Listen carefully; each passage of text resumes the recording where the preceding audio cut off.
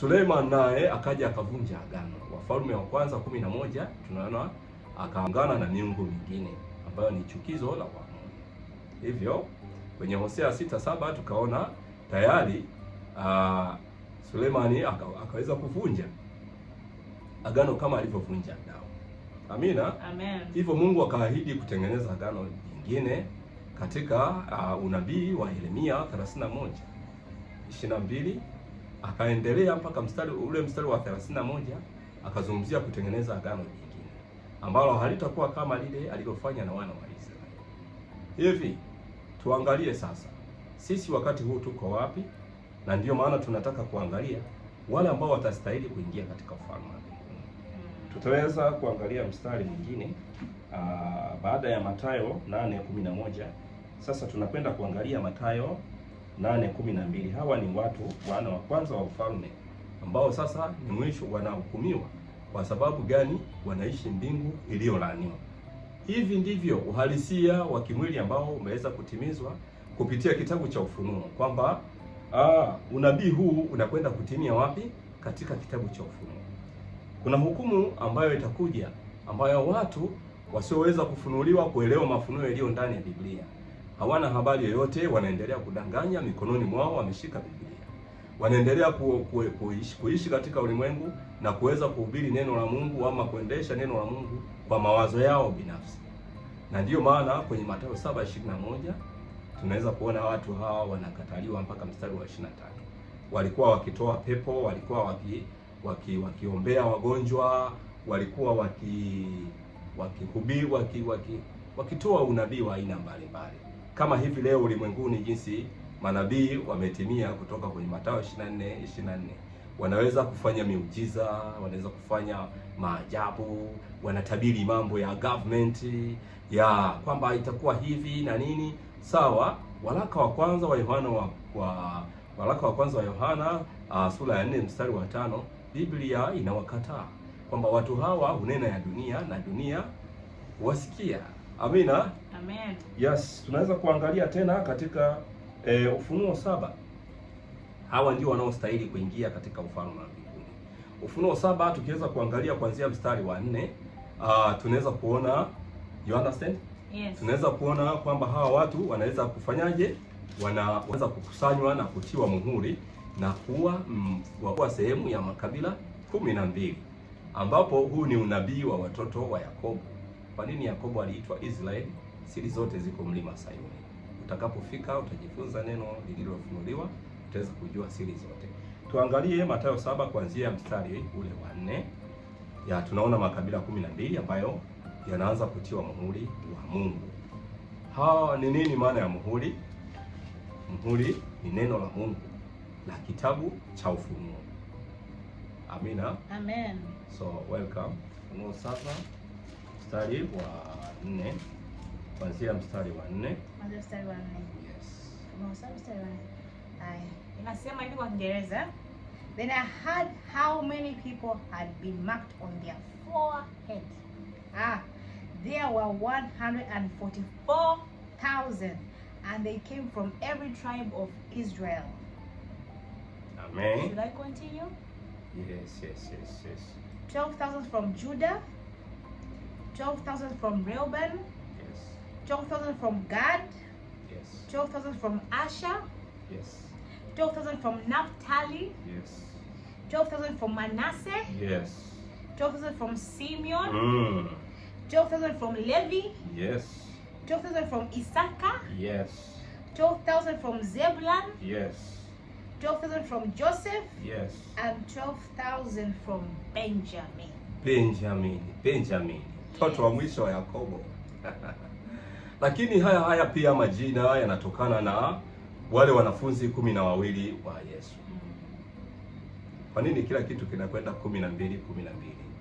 Tukienda kwenye kitabu cha Ufunuo 3 tunaweza kuona hata kile kiti cha enzi cha Mungu kiko na milango 12.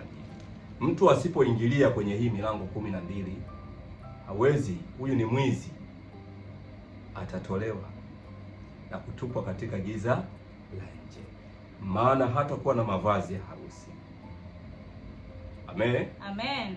Nami nitarudia katika Ufunuo 7 kuona haya makabila 12 ni hawa watu 144,000 wa makabila 12 wanatimia hapa. Nikasikia hesabu yao waliotiwa muhuri katika kila kabila ya Waisraeli, watu 144,000 katika hawa wana wa Israeli. So kuna Israeli ya mwili ambayo ilipita wakati ule, lakini leo kuna Israeli ya kiroho, na ndiyo maana hata Bible tunapaswa kuifahamu. Mungu ni roho, tunapaswa kumjua katika roho. Amina. Amen. Ya, akasema wa kabila ya Juda ni 12 waliotiwa muhuri 1,000. Wa kabila Asheri 12,000 waliotiwa muhuri. Wa kabila ya Simeon 12,000 waliotiwa muhuri. Wa kabila ya Lawi 12,000. Wa kabila ya Isakari 12,000. Wa kabila ya Zabuloni 12,000. Wa kabila ya Yusufu 12,000. Na wa kabila ya Benyamini 12,000. Sasa hawa ndio wanaweza kuonekana katika Ufunuo 14. Wanaonekana katika Ufunuo 14 wakiwa wamevunwa kutoka kwenye malimbuko ya wanadamu. Tena wakiimba wimbo mpya. Wanawimba wimbo wa Musa na wimbo wa mwanakondoo na wimbo ule mpya. Ni nini? Wakipiga vinubi vyao. Vinubi unavifahamu? Na tunaona hapa kwenye Ufunuo 14. Let's go. Ufunuo 14 kuanzia mstari wa kwanza. Inasema hivi kwa Kiingereza. Yes. I looked and saw the Lamb standing on Mount Zion. With him were 144,000 who had his name and his father's name written on their foreheads. Amen. Amen. Let's continue. Let's go on the 5. Then I heard a sound from heaven that was like a roaring flood, or loud thunder, or even like the music of harps. And a new song was being sung in front of God's throne, and in front of the 4 living creatures and the elders. No one could learn that song except the 144,000 who had been rescued from the earth. All these were pure virgins, and they followed the Lamb where he leads. They have been rescued to be presented to God and the Lamb as the most precious people on earth. They never tell lies, and they are innocent. Up verse 5. Amen. Amen. Nitaweza kurudia kwa Kiswahili. Samahani sana. Hawa ni 140,000 ambao wako pamoja na mwanakondoo, yani Yesu Kristo. Amen. Sasa anjiangalia hapo upo. Kisha nikaona natazama huyo mwana kondoo amesimama juu ya mlima Sayuni na watu 144,000 pamoja naye, wenye jina lake na jina la Baba yake limeandikwa katika vipaji vya nyuso zao. Amen. Amen. Nami nikasikia sauti kutoka mbinguni kama sauti ya maji mengi na kama sauti ya radi kuu, na hiyo sauti niliyoisikia ilikuwa kama sauti ya upiga vinubi wakivipiga vinubi vyao.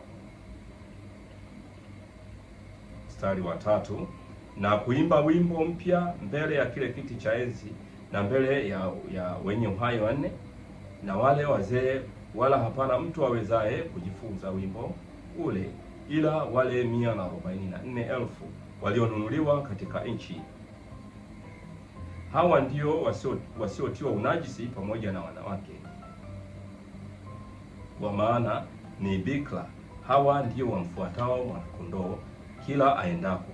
Hawa wamenunuliwa katika wanadamu malimbuko kwa Mungu na kwa mwanakondoo.